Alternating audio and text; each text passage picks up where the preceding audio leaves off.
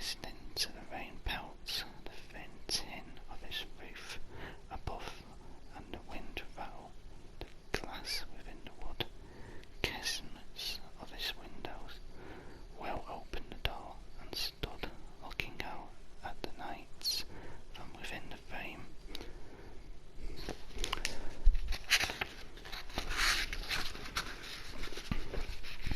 The moon had appeared again, and small silver droplets of rainwater could be seen in places where they hung and then fell from blades of grass and the needles of the panes. Far overhead, the blinking navigation lights of a jet liner crossed in the starry darkness like some visitor from another world.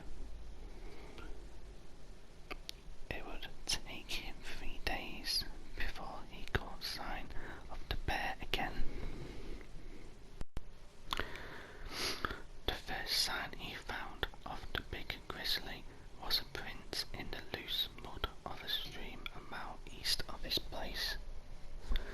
Will stood looking down at it for a long while before he brought his eyes up and considered the dense growth of underbush that lined the far side of the stream, lush and green and nearly impenetrable.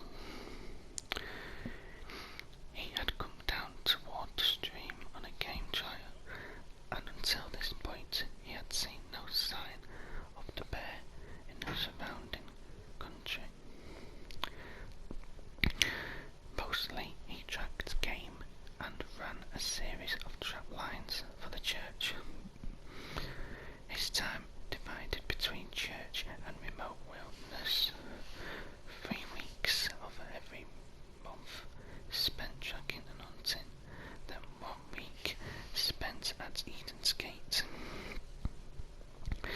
In the 3 days that had passed since he'd seen the bear, he had thought he would chance across some sign, find a tuft of hair, scat, or claw mark in the earth or up high on one of the pine trunks, but he never did.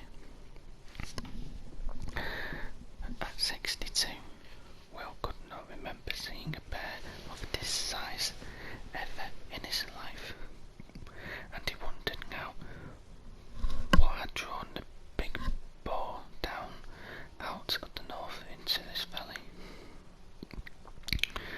Many of the animals had moved on years before, hunted or chased away as the valley succumbed to farming unherding. Will needed to go further and further afield to catch his own game. Deer and elk, turkey, beaver and rabbits. Wearing the old wide-brimmed hat stained with his own salt, he was square-jawed beneath his beard. The muscles beneath his shirt still strong from hurling his horse up one hill and down the other on a daily basis. Now he scanned the surroundings, his eyes roaming over the forest behind and then the underbush across the stream. Will looked again to the prints in the mud. He knelt, feeling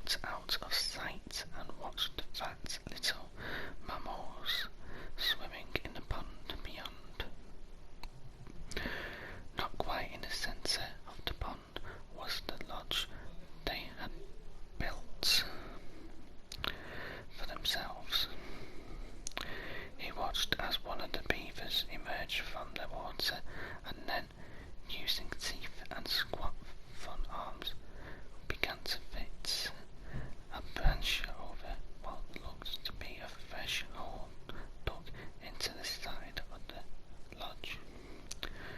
Many of the old logs showing the telltale claw marks of the bear where it had dug into the meat of the wood. He saw no more sign of the bear as he went on, following the little stream that flowed down out of the mountains and made its way through the foothills.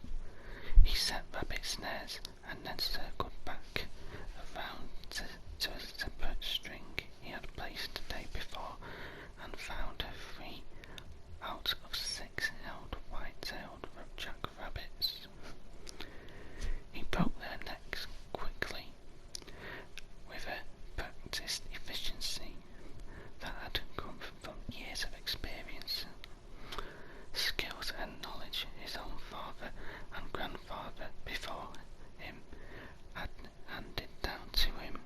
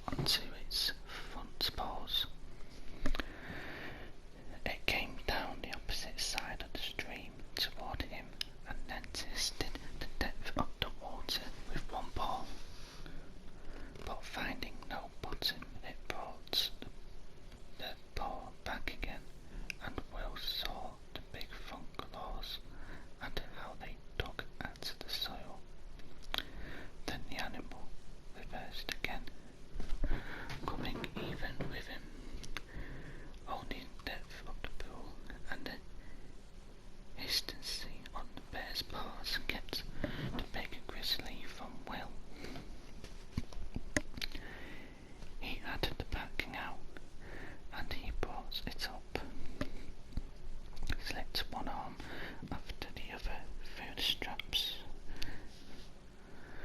He bent and lifted the rifle. The bear still had not moved, except to raise his nose some more, tasting the air.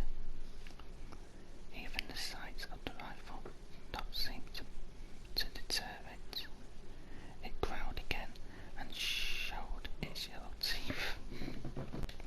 Strings of saliva now seen suspended from its upper jaw as it held open a mouth that could easily swallow Will's head whole. Will bent again, never taking his eyes from the bear, and gathered the rabbits to him. He cleaned the blade of the knife on their fur, and then replaced it in a scabbard he kept on his belt. When he was done, he came forward to the edge of the water and, still wary of the bear, he separated one of the jackrabbit carcasses and tossed it, spinning end over end, across the pool where it landed in the bush, just a few feet from the grizzly. By the time the bear found the rabbit, Will was already backing up the rock and into the underbush that lined the stream on all sides. Only when the branches closed around him did he turn and begin to walk up and away from the stream. No sound except that of the water rolling further down, and even when he had gone another 100 yards or so and turned back, focusing again on the stream and the woods surrounded him, he could hear nothing but the water farther on. For a minute he kept his eyes fixed on the path.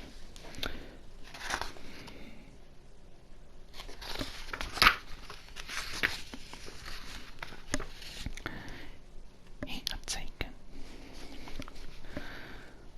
The far cry of the lodgerhead shrike sounded to his right.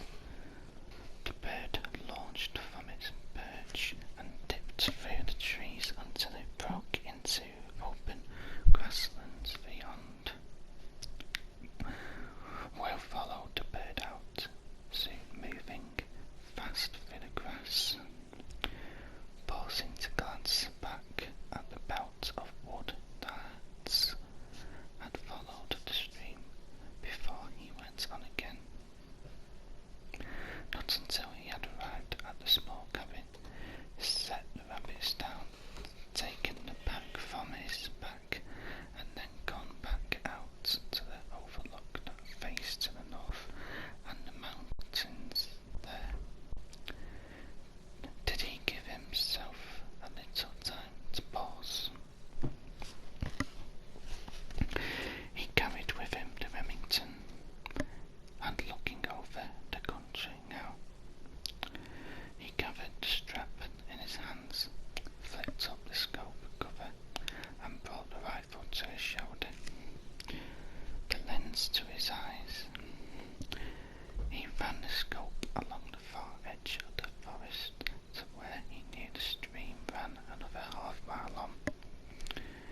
The wind was in the tops of the trees, and it worked through the field of dune grass below, appearing to Will like waves on a great golden lake. He dropped the rifle from his shoulder and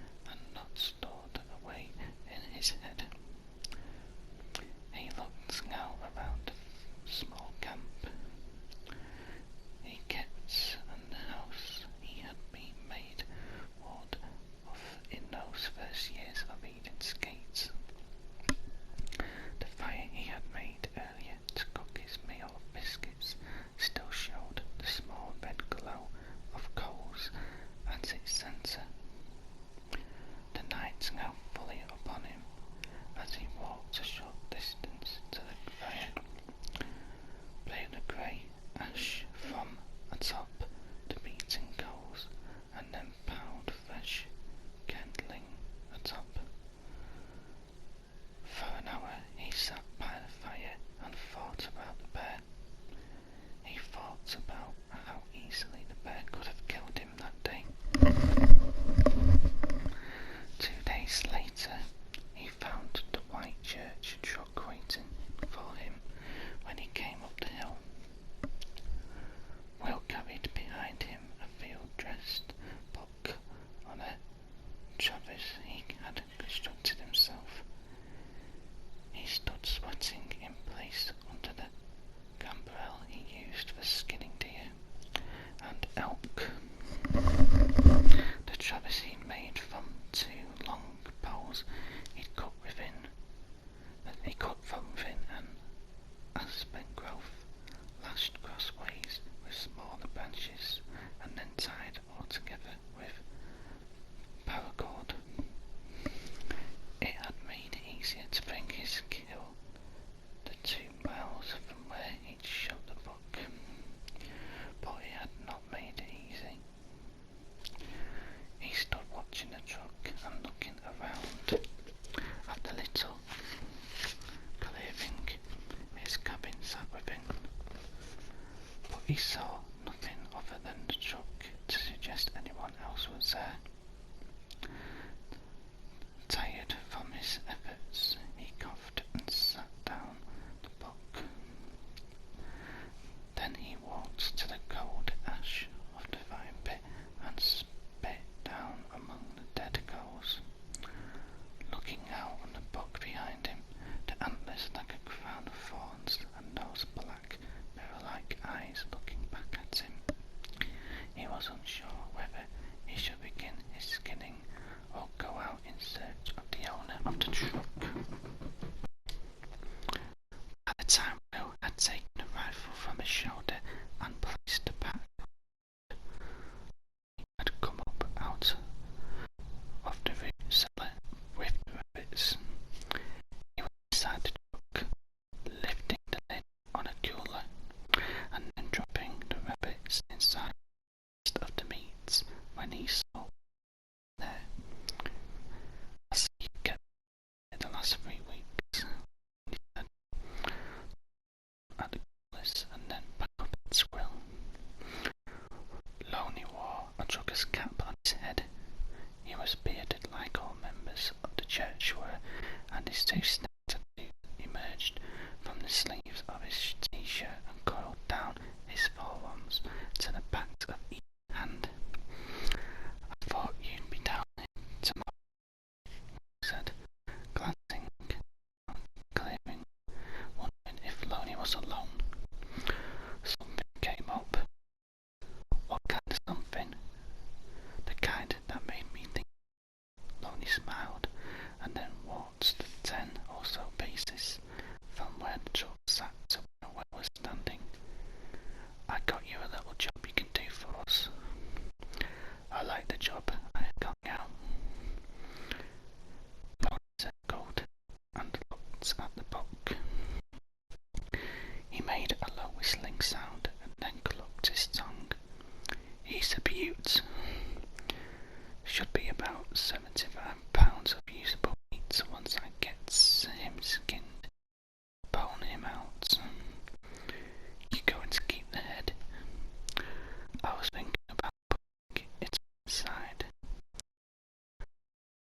Loney, he ran the tip of his tongue across his upper lip and after his gum. Plate. Present. The father. I shot him through the heart. He should be good still. Just have to and get away.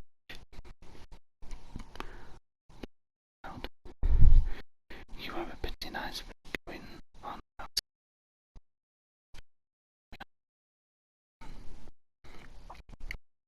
Looked.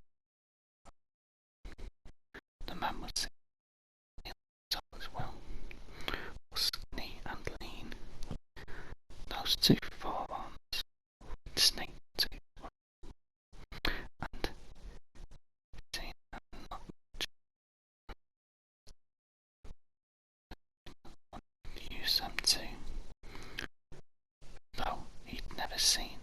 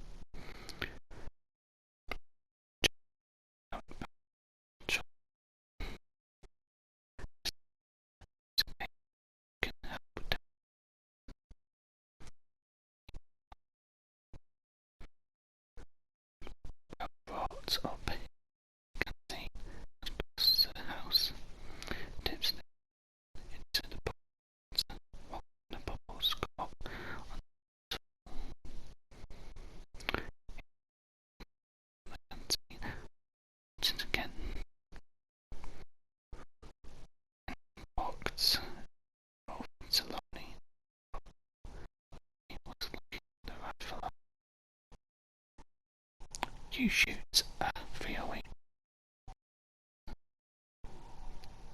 That big enough focus.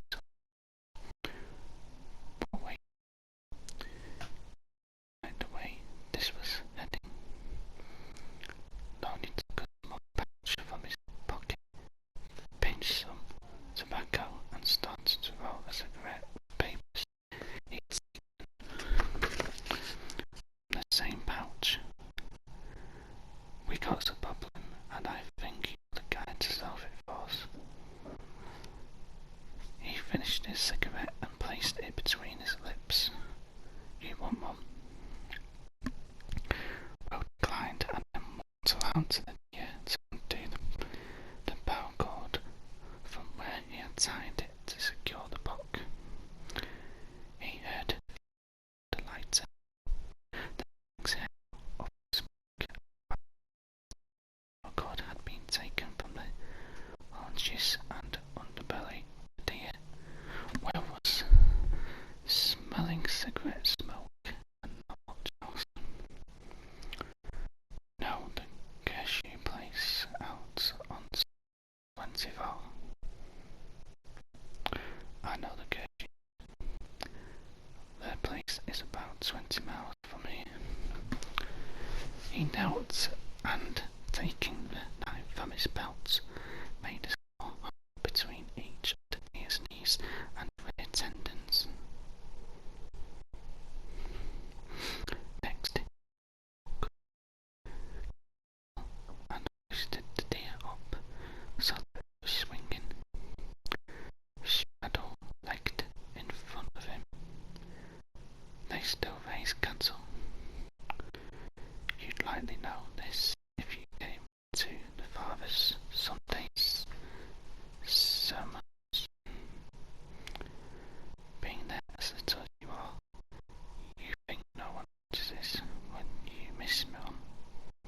But I notice, and I guess now I'll be the one to tell you the church took over the operation a few weeks ago.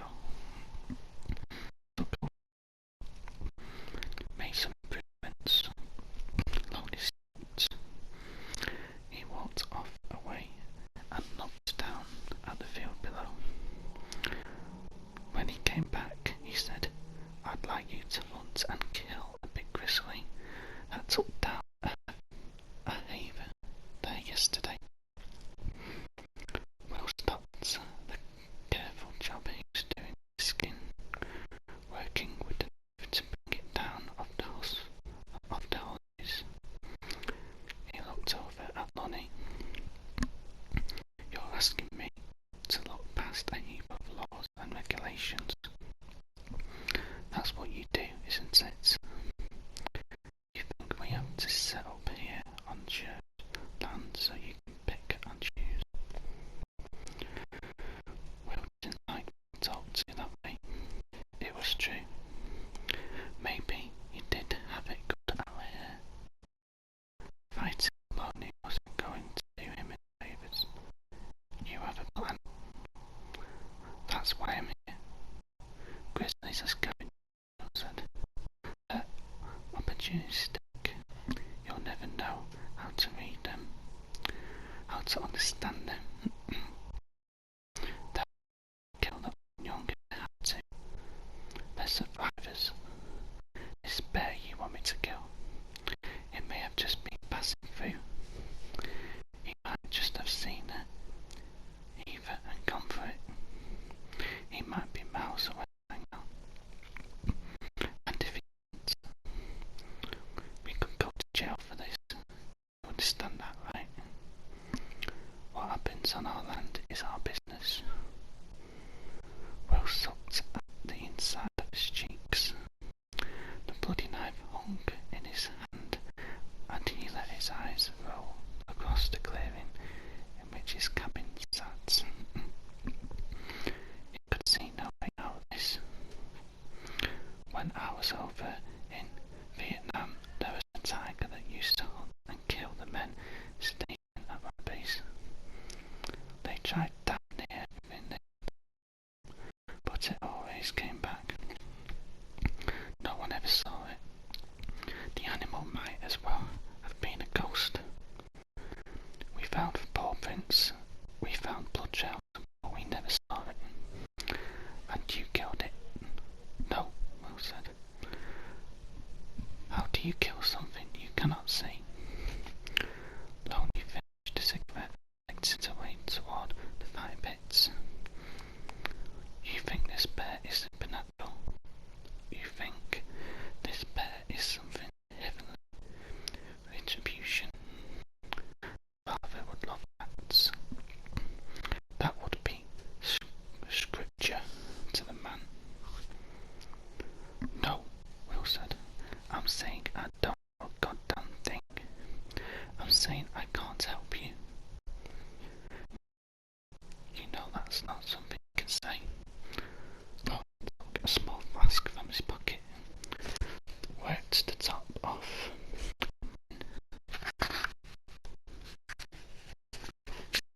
drank.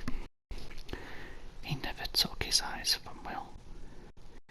You need a little liquid encouragement. No, Will said. Loney took another swig out of the flask, and then he sat on one of the cut logs by the fire pit and looked up at Will. Things could be a lot worse for you, Loney said. Being out here as much as you are, you haven't seen things I've seen. You don't know what they have us doing these days. The Father chose to put me here, Will said. The Father says the time is approaching. Is that right? He tells us to read the signs, plain as day, he says. All hell is breaking loose out east, and it's coming all the way across the country. I see you, Will. I see how you are. You're not a believer like the new blood we have now, but you will be.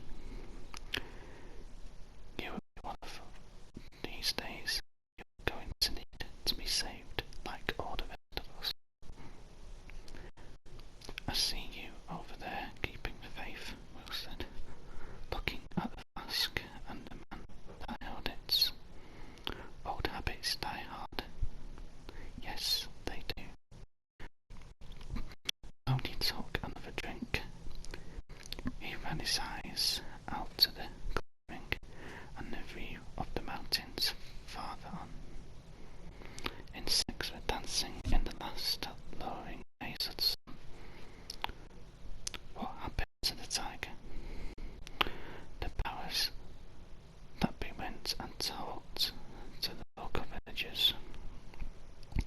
A pit was suggested. The enemy used to use them on us, to all up to hell. Maybe you've heard about it. Lines of sharpened sticks, covered over by a lattice work of twigs and then concealed. Gravity did the rest. Will worked the knife across the skin again, yanking the hide down until he reached the front legs. Then he worked the blade down along the back of each, cutting and pulling. That's how he got the tiger. No, the tiger waited. He took one man out at a time. He waited in that jungle, and he watched, and he knew without a doubt that we were there to kill him, and we never did. What the fuck? Loney took another drink. Why the fuck did you tell me that in the first place? Sometimes it's impossible to stand. You don't always get what you want. That goes both ways, Loney said. He looked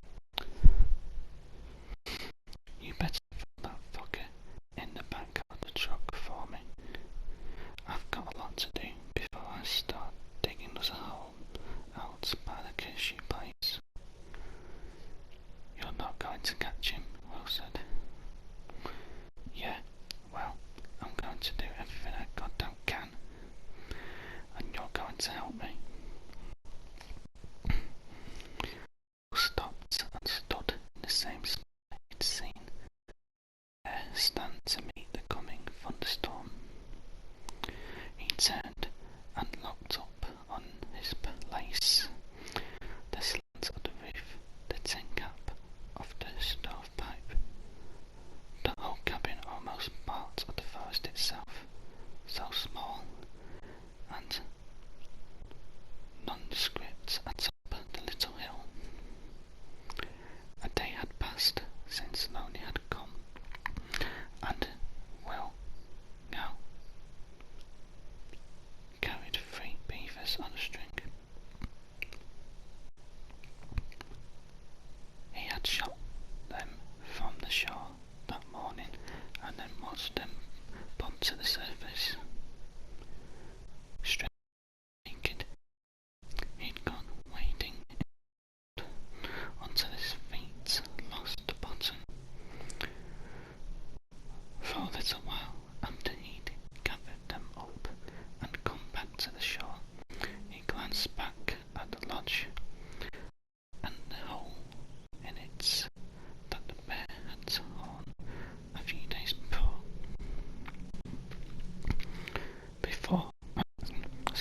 Blood and water now dripped down his naked forearm and fell in a splitter to the mud below. He gutted each animal to preserve the meat longer, and then tied the cast branch shut. The cashew place 20 miles away, but of that if he got through the forest and made his way through the fields. It was getting on in the afternoon, and as he stood in the palace, the bear had stood. He tried to think the bear's thoughts, so see the bear's path and know the bear's world. He dreamt, and his mind wandered in time, and his unconscious thoughts were of old stories he'd heard as a kid, passed down through his family all the way back to the pioneer days. Bears twice the height of a man, miners and lodgers hunting them near to extinction, ranch owners shooting any they saw. These bears simply hungry, simply doing what they could to survive, and doing it the only way they knew how. He woke in the night and sat up, looked about the clearing he had chosen to make his camp. The cashew place was another 5 miles or so. The camp made when he had come up the ridge and moved into the high country gave him a vantage over the land. And while the setting sunlight spread like an orange dye through the darkening blue water of the sky, he ate mountain blueberries he'd gathered and chewed bits of smoked jerky he'd made from past kills.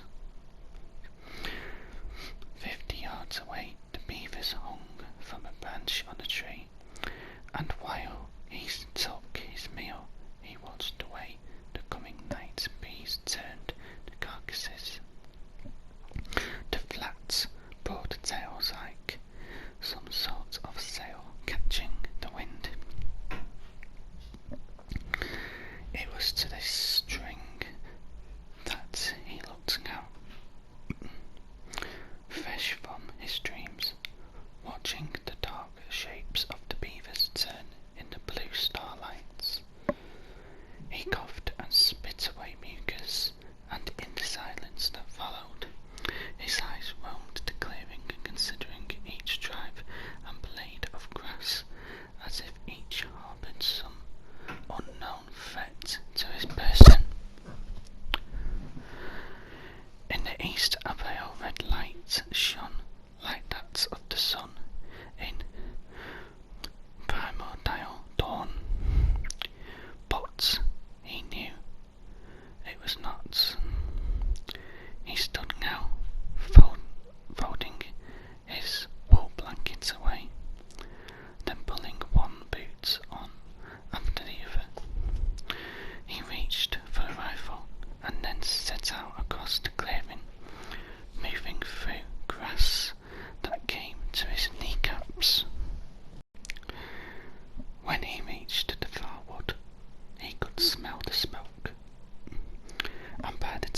gone 100 yards further in, passing through doubled shadows and pools of moonlight beneath the overhead evergreen thatch.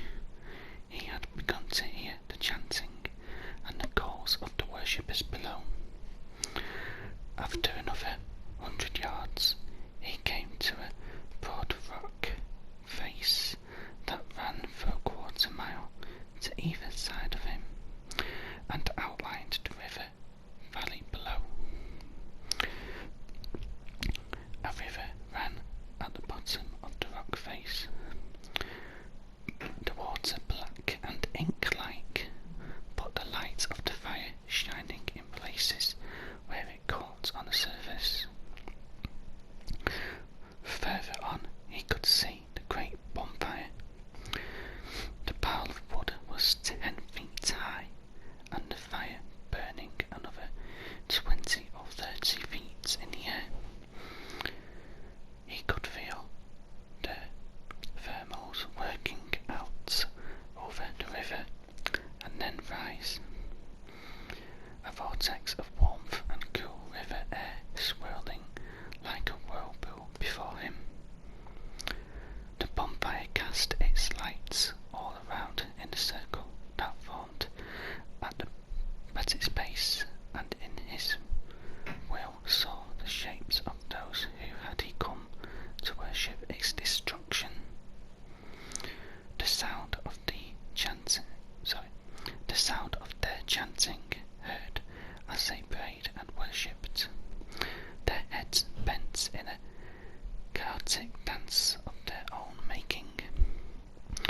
The words at this distance, not clear to him as they bounced off the rock face and were lost in the thermal wind, but Will had heard them before and knew much of what was being said, though he liked not to think of it. They were parts of the Eden's Gate Church, and like Lonnie had said, they did what they pleased and worshipped in ways of their own choosing, for this was their land, and whether Will liked it or not, he had come to them 12 years before, looking for salvation, and they in turn had given it to him, making him what he was now: game warden, poacher, killer of beasts large and small. Okay folks, I'm going to end the reading for today's video. The only reason is the editor I'm using on the PS4 called Share Factory. I'm only allowed to record footage of up to an hour. It can't be an hour exactly, it has to be under. So the maximum length would be 59 minutes and 59 seconds. So because of that, I'm going to have to do this reading in parts. So what we're reading today is chapter 1. This video is part 1, and then the next video will be part 2 of chapter 1. But anyway, I hope you all enjoyed this video. Until next time, take it easy, and I will see you all in part 2, chapter 1. Stay safe.